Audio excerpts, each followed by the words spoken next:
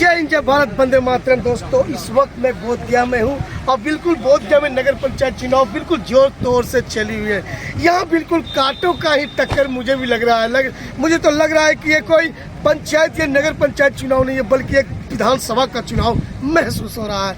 ऐसे लोगों को भीड़ और कतार देखते हुए मुझे समझ रहा हूँ कि आखिर कौन जीतेगा कौन हारेगा, ये तो जनता का वोट ही तय करेगा। तो बन रहे हमारे वीडियो के साथ यहाँ पे अभी हमारे बीच बिल्कुल SC ST कैंडिडेट के रूप में जो महिला खड़ी है, वो भी बोधगया नगर पंचायत चुनाव से फाइट कर रही है। मैं RRO इंडिया टुडे न्यूज़ से राजेश पासवान डायरेक्ट उनके पास लेके चलता हूँ। तो बन रहे हमारे वीडियो के साथ। सबसे पहले मैं आपको बहुत बहुत धन्यवाद दे रहा हूँ RRO इंडिया टुडे न्यूज़ में मैडम जुड़ने के लिए। आप ये बताइए मैडम, आपका क्वालिफिकेशन क्या है? सबसे पहले मैं सभी को नमस्ते करती हूँ और थोड़ा तेज बोलिएगा। सबसे पहले मैं सभी को प्रणाम करती हूँ और मेरा नाम इंजीनियर नंदिता कुमारी पासवान है और मैं बोधगया उपाध्यक्ष पद की उम्मीदवार हूँ और मेरा क्वालिफिकेशन है इंजीनियर। अच्छा मैडम, आप ये बताइए, आप इंजीनियर की डिग्री करके मैडम आप ये चुनाव लड़ रहे हैं मैडम, क्या जॉब में भी आप जा सकते थे madam? Government job, private sector job भी आपको सेलेक्ट कर सकता था मैडम, लेकिन ये जनता की सेवा करने के लिए कहाँ से आपको राय हुआ मैडम? ये मुझे अंदरूनी इच्छा है कि मैं कोरोना के टाइम से ही मुझे ऐसा लगा कि नहीं, जब कोरोना आया था उस टाइम बहुत मतलब कि जनता के बीच जब मतलब गुजरते थे तो भूख मारी थी उस समय। तो उसी समय हम लोग खाना वगैरह बांटने जाते थे। उस समय ही मुझे लगा कि नहीं, जो मतलब ये बोधगया है वहाँ पे बहुत एजुकेशन में भी कमियाँ थी और बहुत गरीबी भी थी। कुछ मतलब कि जो नगर निगम में जो कार्य होते थे वो कुछ ना नली है ना गली है, इनफैक्ट एक बाथरूम तक नहीं है जो महिलाएं जा सकते हैं। अगर रोड पे निकले तो बाथरूम तक जाने में बहुत यहाँ पे समस्या है। अच्छा ये मैडम, नगर के माध्यम से देखते हैं वार्ड काउंसिल या वार्ड पार्षद, अभी प्रधानमंत्री आवास योजना के तहत जो आवास मिल रहा है उसमें सुनने में आता है कि बिचौलिया एक आवास पास कराने में 20 से 40 हजार रुपया घूस लिया जाता है। नली गली सही रूप से बन नहीं पाता है। अगर आप ये चुनाव जीतते हैं तो क्या इस पर आप अंकुश से रोक लगाएंगे? जी बिल्कुल रोक लगाऊंगी और जो योजनाएं आएंगी मैं उस पर काम करूंगी और मैं चाहूंगी कि ऐसा आगे ना हो। ठीक है, इसलिए मैं खुद चाहूंगी कि मैं अच्छे से कार्य करूं।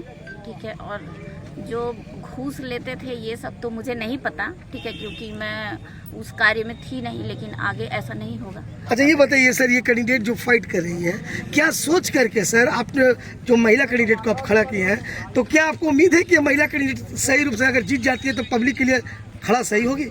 सभी जितने बोधगया नगर परिषद के अभिभावक हैं उनको मेरा प्रणाम, साथीगण को नमस्कार। अपना परिचय दीजिए आप सर। मेरा नाम हुआ पंकज पासवान। अच्छा। जो इंजीनियर नीता पासवान जी उम्मीदवार हैं, मैं उनका पति हूँ। अच्छा। और पेशे से मैं समाज सेवी हूँ। आप कब से समाज सेवी करते आ रहे हैं सर? मेरा काम सब 2006 से मैं काम कर रहा हूँ। आप समाज सेवा करते आ रहे हैं? भारत सरकार सर्टिफिकेट दिया कोरोना में काम करने के लिए समाज में, तो मैं उस समय काम किया था जब लोग घर से नहीं निकलते थे, तब मैं काम किया हूँ। अभी तो सब लोग निकल रहे हैं। अच्छा ये सर, महिला शक्तिकरण के बारे में क्या कहना चाहते हैं? जो अभी हमारे समाज में हमारे महिलाओं के प्रति जो जैसे कि मान लिया जाए उनके ऊपर उत्पीड़न हो रहा है, क्या उस पर भी अपने क्षेत्र में एक्शन लीजिएगा अगर जीतते हैं तो? बिल्कुल लेंगे। मैं तो सभी महिलाओं से यही कहूँगी कि वो जो भी उनके साथ जो दुष्कर्म करते हैं उनसे डट के मुकाबला करना चाहिए। मैं कभी भी अपने आप को अकेला ना समझे, मैं हमेशा उनके साथ हूँ। चलिए देखिए, बेटी बचाओ और बेटी पढ़ाओ। मैं तो कहना चाहता हूँ अपने समाज वाले देशवासियों से कि बेटी को बचाओ भी और बेटी को पढ़ाओ भी। हमारे घर से भी इंजीनियर, डॉक्टर और कई तरह की बेटियों को पढ़ा लिखा कर ऐसा उम्मीदवार बनाना चाहिए। कहा गया है इस ऐसी पढ़ी लिखी महिलाएं अगर हमारा विधानसभा और लोकसभा में आ जाए तब तो हमारे देश की तकदीर ही चमक जाएगी। मैं उम्मीद करता हूं यहाँ के जनता से कि ऐसे ऐसे लोगों को, ऐसे ऐसे महिलाओं को, ऐसे ऐसे पढ़े लिखे महिलाओं को समाज सेवा हेतु जरूर चुने। अब मैं जनता से लेता हूँ।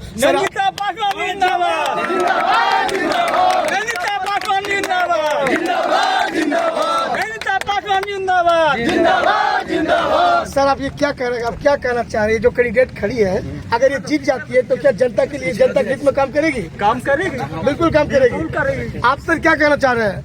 सर नगर निगम में बोधगया में शिक्षित लोग की जरूरत है।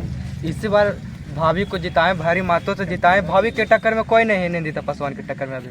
तो ये देखिए जनता भी बिल्कुल कह चुकी है कि इनके टक्कर में कोई नहीं। अब तो ये देखना चाहते हैं कि जिस तरह बोधगया का MLA seat SC/ST candidate seat है, मुझे तो ऐसा डाउट लग रहा है कहीं ये महिला जीत ना जाए। अगर ये जीत जाती है तब तो पब्लिक के लिए सेवा करेगी, ये खड़ी उतरेगी, ये तो भविष्य बताएगा। मैडम चलिए मैडम, आपको बहुत धन्यवाद हम दे रहे हैं कि आप SC/ST कैंडिडेट होकर के और महिलाओं के प्रति, जनता के प्रति आप खड़ा उतरिए, देश की सेवा करिए। और मैं तो उम्मीद करता हूँ ऐसे ऐसे महिलाओं को हमारे देश में एमएलए, सांसद, यहाँ तक मुख्यमंत्री और प्रधानमंत्री का भी पद चाहिए। अपना नाम बताइए सर। जी मेरा नाम सुदामा। जो कैंडिडेट खड़ी है उस कैंडिडेट का नाम क्या है? कुमारी। कैसा कैंडिडेट है? बहुत अच्छी कैंडिडेट। क्या समाज सेवा पहले कर चुकी है ये? पहले बहुत समाज सेवा की है। इनका चुनाव चिन्ह क्या है? पीपल छाप है। पीपल छाप। अगर ये जीतती है तो समाज के लिए काम करेगी? बहुत बढ़िया। अगर समाज के लिए काम नहीं करेगी तो क्या करना पड़ेगा फिर? नहीं ऐसा नहीं है कि नहीं करेगी। ऐसा तो नहीं कि आप लोग पैसा भर के हैं।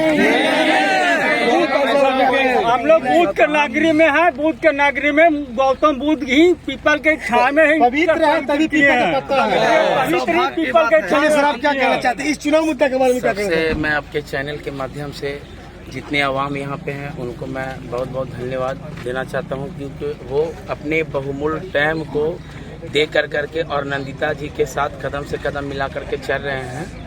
तो इसके लिए मैं सबको धन्यवाद देता हूँ और मैं आशा करता हूँ कि इस बार जो है बोधगया नगर परिषद का जो इतिहास है बदलने जा रहा है। पूरा आवाम इनके साथ है, इनके अंदर में एक नहीं अनेक गुण है, उस पर यहाँ के जनता इन पे फिदा है। सबसे इम्पोर्टेंट चीज़ है कि 5 कैंडिडेट में पाँचों कैंडिडेट का अगर विश्लेषण निकाला जाए तो एक अंतरात्मा से अगर इंसान जात पात समाज न देख करके ईमानदार पूर्वक देखता है कि किनके लिए हम वोटिंग करना मतलब है उचित नहीं है, तो ये खुद से कल्पना करके भी समझ सकते हैं कि कौन हम लोग के लिए बेस्ट रहेगा। सबसे दूसरा इम्पोर्टेंट चीज़ कि आज तक के बोधगया के इतिहास में इतना शिक्षित, इतना सशक्त और इतना मतलब टैलेंटेड कोई कैंडिडेट आया ही नहीं है। तो अगर ऐसा व्यक्ति को एक बार अवसर दे करके मौका दे करके देखा जाए तो कोई गुनाह नहीं होगा। जो इंसान को एक आवेदन नहीं लिखने आता है उसको लोग मुखौटा बना करके यहाँ चुनाव लड़वाते हैं, जितवा करके उनको है हाथ में ना हथकड़ी बांध दिया जाता है, मुखौटा बना दिया जाता है और उसका पूरा श्रेय और लाभ खुद से जो लोग होते हैं ना वो लोग लेते हैं। तो ऐसा नहीं होना चाहिए। जो होना चाहिए, भ्रष्टाचार के बारे में क्या कहना चाहते हैं? भ्रष्टाचार चरम सीमा पे है। इसमें आप भी पत्रकार हैं, आपको पता है कि कहाँ क्या है, आपसे कुछ छिपा हुआ चीज़ नहीं है। यहाँ पे क्या हो रहा है नहीं हो रहा है सब एक जनता को सर पता है। जाति गोलबंद मतलब विशेष ऐसा कुछ नहीं है। हर समाज हर वर्ग का प्यार और आशीर्वाद इनके साथ है। ऐसा नहीं कि किसी एक विशेष जाति का साथ इनके साथ लगाव जुड़ा हुआ है। तो ये देखिए बिल्कुल समाज सेवा के रूप में यहाँ पे जनता भी उनके समर्थन में है। अब तो ये जनता तय करेगी कि किसका वोट और किसका विजय। इन चल शब्दों के साथ जय हिंद, जय भारत, वंदे मातरम।